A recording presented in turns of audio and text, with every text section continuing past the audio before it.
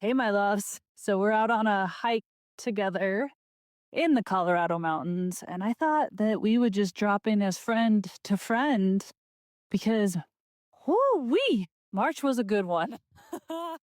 So I'm going to share what might have come up for you in March and just give you a little lifer update because I have a feeling we're mirrors of each other. And you wouldn't be listening to this if we were somehow mirroring one another and the things that we are facing in our lives. Welcome to the Danette May Show, where you'll receive profound breakthroughs, courage to break old patterns, and live into your soul's purpose. Each week, I will bring you epic guests and live coaching to remind you of your power. You have the ability to achieve extraordinary things, and the time to start is now. So, to just give you a little insight, March had two eclipses. So we had the full moon eclipse on, I believe it was March 19th. It was a full moon. And then on March 29th was the new moon eclipse. So March was just smack dab energy portal. And eclipses are really about disrupting, they're really about illuminating things that need to get shook up to shake out. And boy, did that happen. Did you guys go on the ride? I always am so amazed at how my soul will know what to plan. Like, I will do this. So I'll look at the calendar and I'll go, okay, when's a good time to do a healing experience? Not knowing what's going on astrologically, not knowing anything about what might be going on in the stars or going on with shamans, with their locating dates to be important or anything like that. I don't know those things. I'm just looking, feeling into asking spirit, okay, when's a good time? When would women want to meet in Hawaii? I remember when I was doing the healing experience in January, I was planning that in 2024. So I'm looking in January and I'm like, oh, January 27th through the 30th feels right.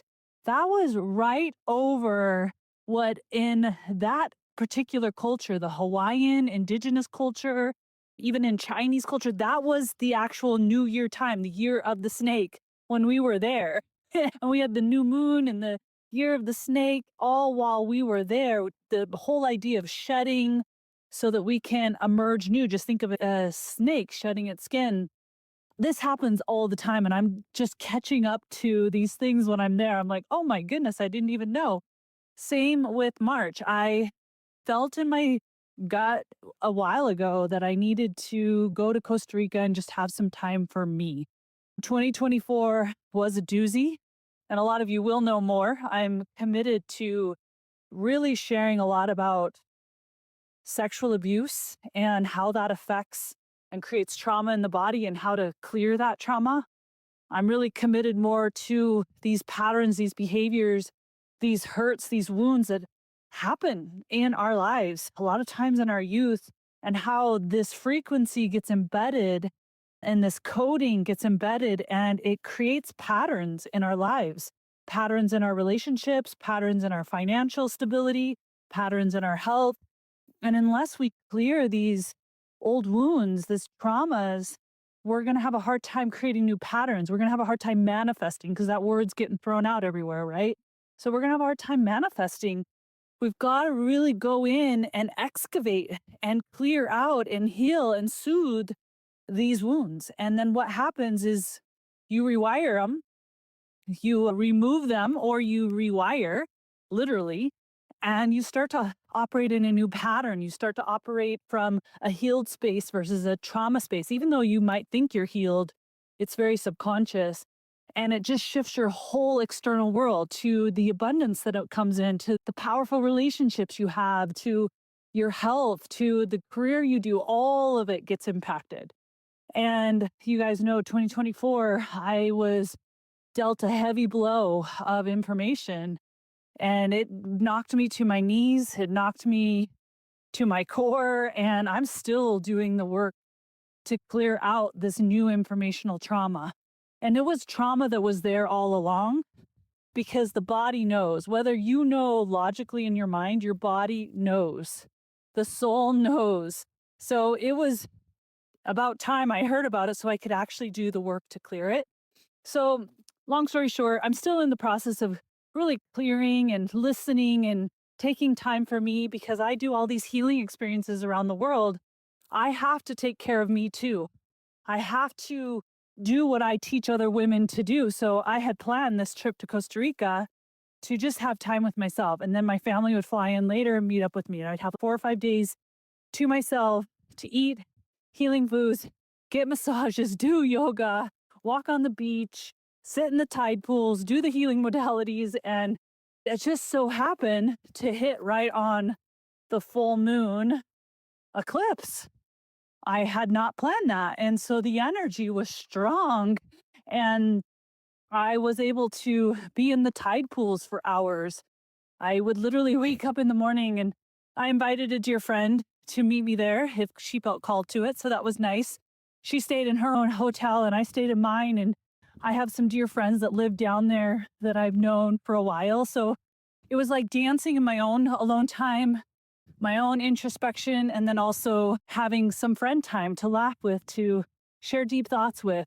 And it was just the perfect combination, just like you would have on a retreat, right? So I would just wake up in the morning and sometimes I would journal, but then I would just head out, straight out, barefoot, bikini only, grab a coffee if I felt it, a water, and walk the beach.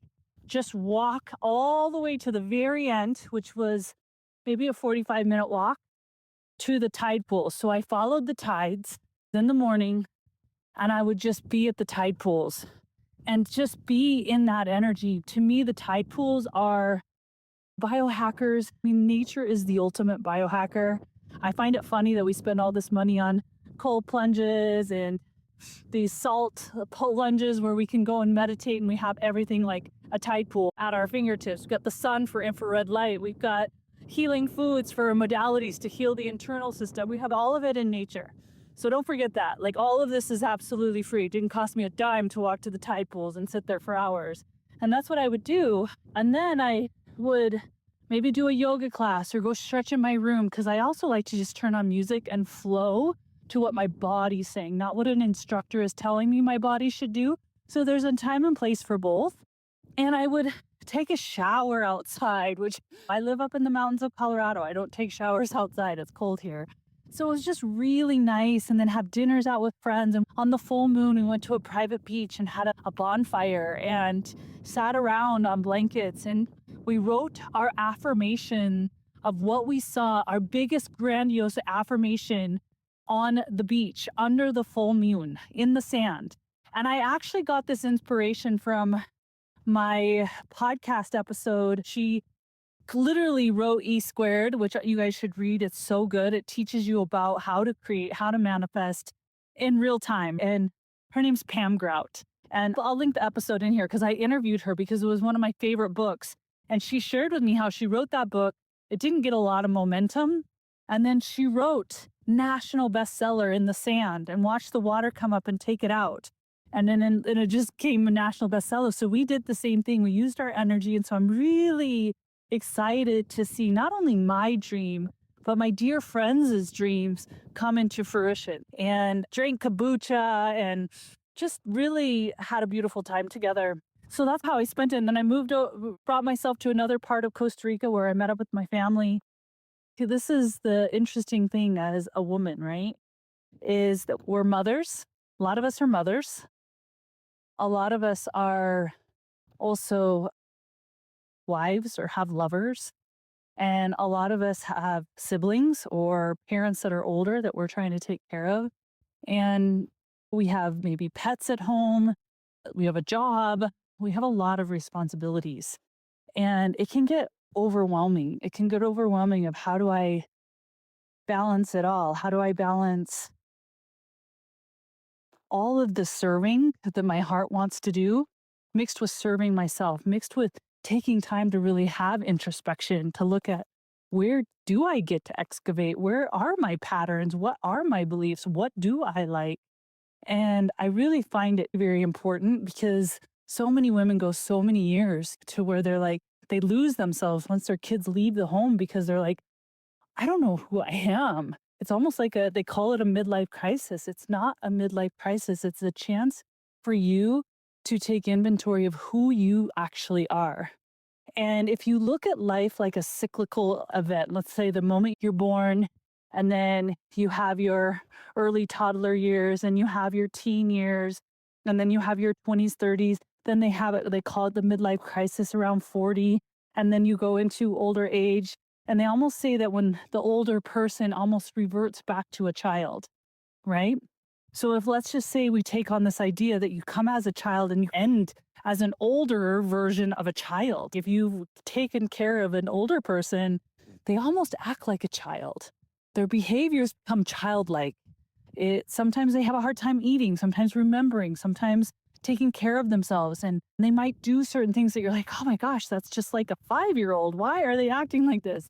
Because it's cyclical. So if that's how it is, think about when we're born and then when we become teens and then we move through these cycles.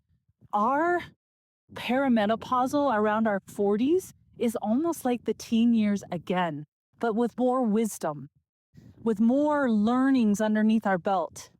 And if we can take on this idea, the teenager wants freedom. The teenager wants self-expression. The teenager wants to be included, but also wants to be who they are and be the individual they are. Teenagers are truth tellers. Honestly, sometimes they tell the things that you just really don't want them to say and it gets them in trouble, but they're truth tellers. If you really let a teenager be a teenager, they're some of the wisest people, I think, on the planet.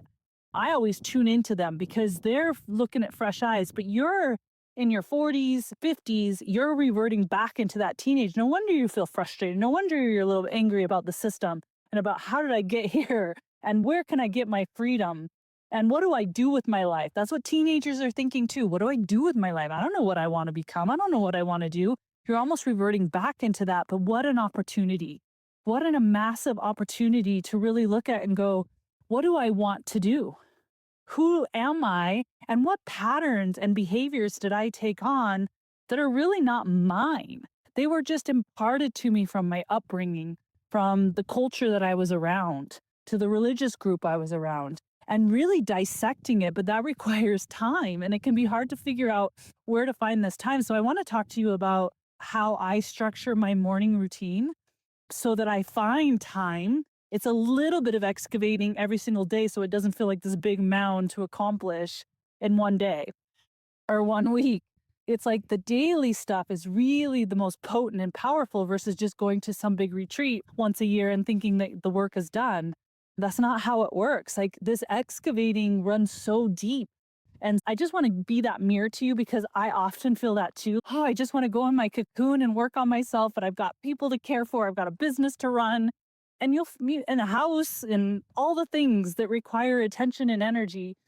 But what if you could just structure an hour to 2 hours each morning? Like I'm saying, get up early.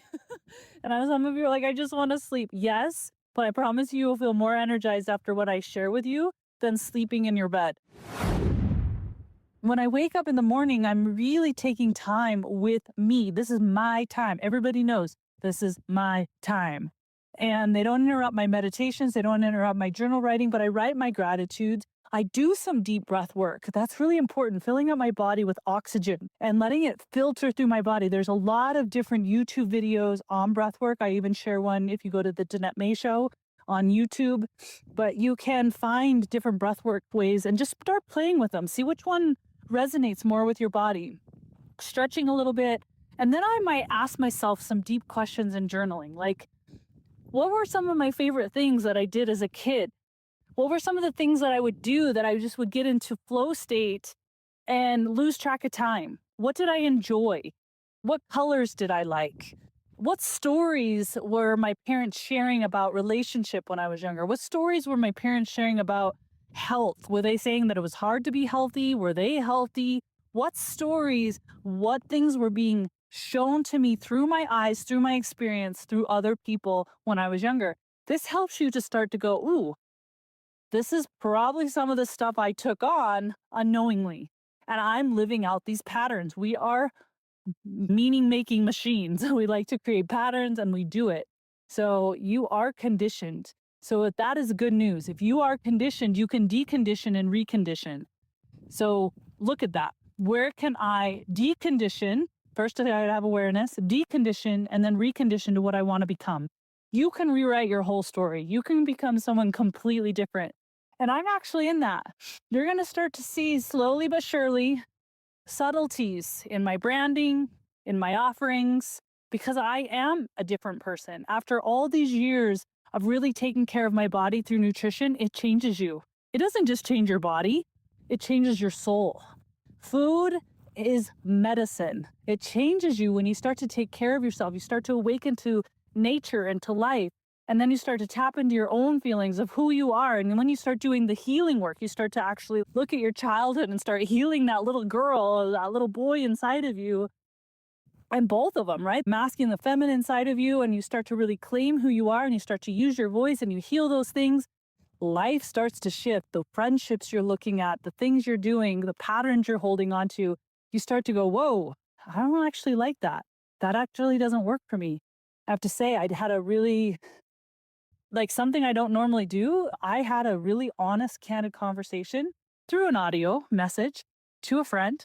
It wasn't so bad what she did, but I wanted to be very clear that we're not an inner circle group anymore. Like my inner circle is someone who speaks only highly of me when I'm away from them, like to other people. They don't tell personal things about me and my family to other people. They champion me. They recognize that I'm human as much as I am this divine spirit. And in all of it, I'm going to have my ups, like where I'm just killing life and I'm really high vibration and I'm shining bright. And I'm going to also have moments when I go through really hard human things. And they're going to see it as all necessary for the ultimate cultivation of me. And you deserve this. This is an inner circle friend. They see that no, they're just going through a hard time. Oh, this is so sad. This is so bad. They look at those hard times and they go, I see you in it. I don't go there with you in it, but I see you in it and I'm championing you because I know it's cultivating the true character of who you are. So they recognize that the dark and the light and the hard and the mucky and the high vibration and the glory and the success is all necessary because your soul is so big and so magnificent. So they celebrate it all. And when you're speaking on a stage or you have a #1 book bestseller, they're cheering for you. They're on the front row cheering for you. They don't have to be on the stage with you.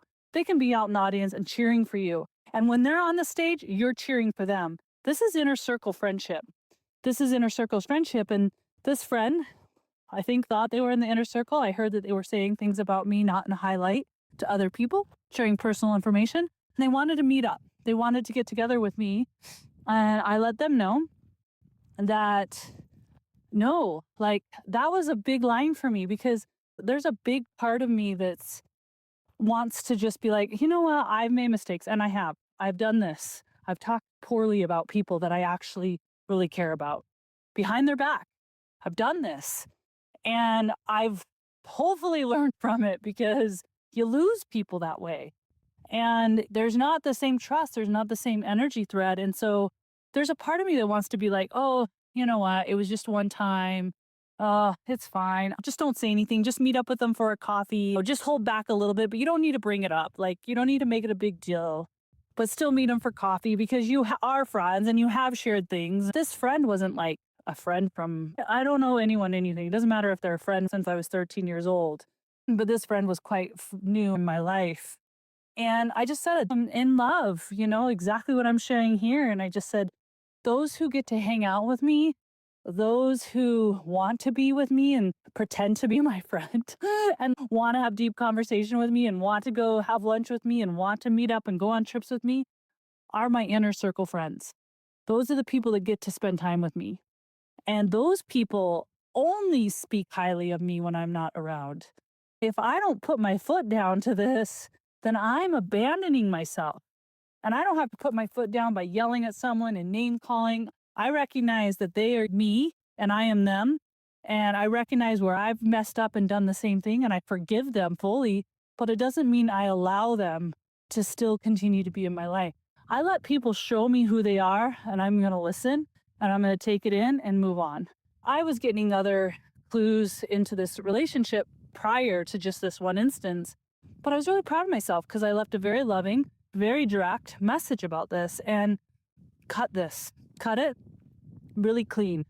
And I'm now up leveling in my friendships, in who gets to be with me, who gets to have time with me, who gets to know about me. And maybe you're feeling the same. And just no shame in that. No shame in really choosing yourself and choosing your healthy boundaries. Because when you do that, you're going to make it so that only more healthy boundaries come into your life. And I wouldn't be with my husband if he talked negatively about me when I wasn't around. That just wouldn't even fly. I wouldn't talk negatively about my husband to anyone else either. We can have situations where someone has done something and we share, but if you use condescending words about their behavior, that's just not okay. So, yeah, these are things that I've been facing. Have you been facing this stuff? Are you feeling stuff in your work, in your patterns, in your friend relationships?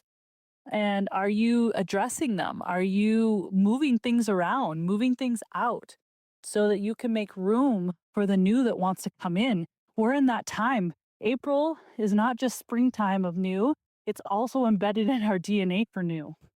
And you have this opportunity to create new patterns, new opportunities to heal old wounds. You have this opportunity to become the greatest version of yourself. And I'm just wrapping you up in so much love as you're on this journey. We're doing this together.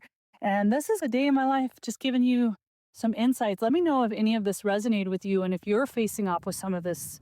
I'm also shifting things in the business, shifting my branding, shifting my messaging. And so there's a lot shifting in my life, and I'm here for it. All I can do is be the best version of me and continue to grow every day. I'm only competing with myself. I'm only in alliance with my maker, with my creator.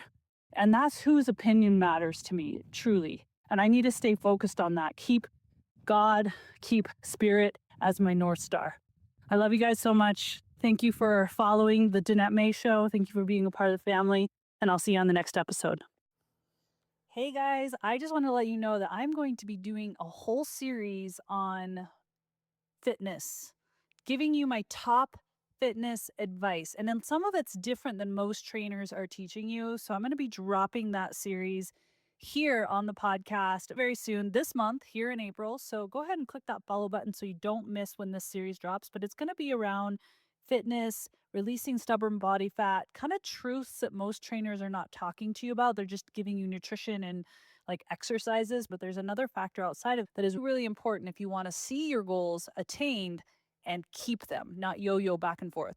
I love sharing all of this stuff. I'm dropping it here on the Danette May Show. Go ahead and click that follow button and you'll be notified when this series drops.